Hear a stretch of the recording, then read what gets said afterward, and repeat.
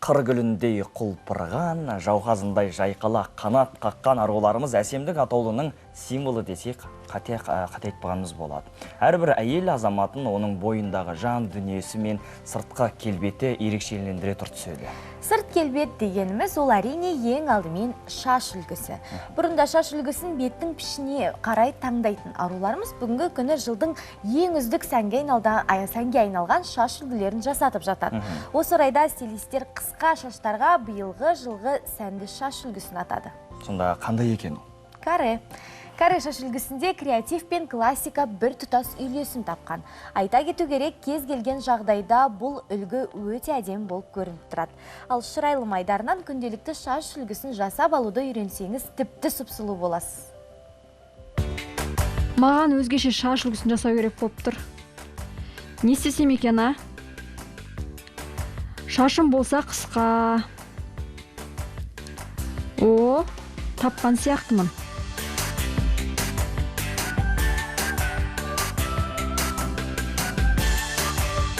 Арай, сәлем, маған бір ерекше шаш үлгісі керек болып тұр. Сәлем, Маржан, жүр студияға өтейік, сонда көрсетемін. Ал, Маржан, дайынсың ба? Дайынмын мен. Бастайық. Дайын болсаң бастайық. Бүгін саған ерекше афробюро шаш үлгісін жасап көрейік. Келісесің ғой? Әрине, келісем, көрейік. Келістік, онда бастайық.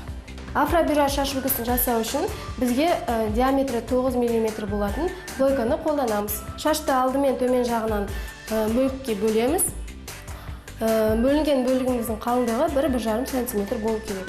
Алған шашымыздың қалыңдығы өте жұқа болу керек. Арай, бұл шаш үлгісімен қанша күн жүруге болады? Бұл шаш үлгісі химиялық биоралау секілді емес, бұл шаш үлгісімен 3 күн жүруге болады.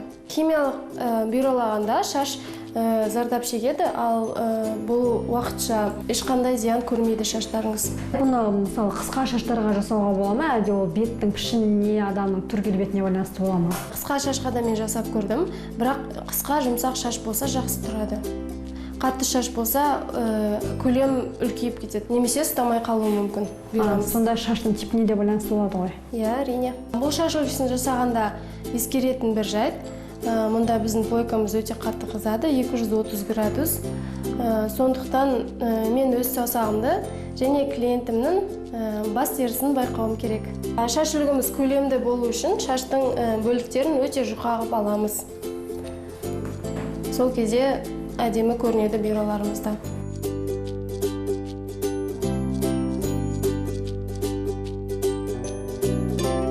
Шаш үлгіміз көлемді әдемі болып шығу үшін бюроланған шаштарымыздың арасын осылай ашып шығамыз.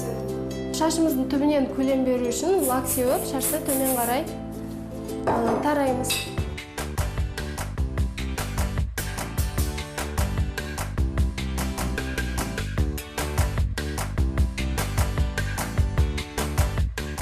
Мінекей, Маржан, болдық.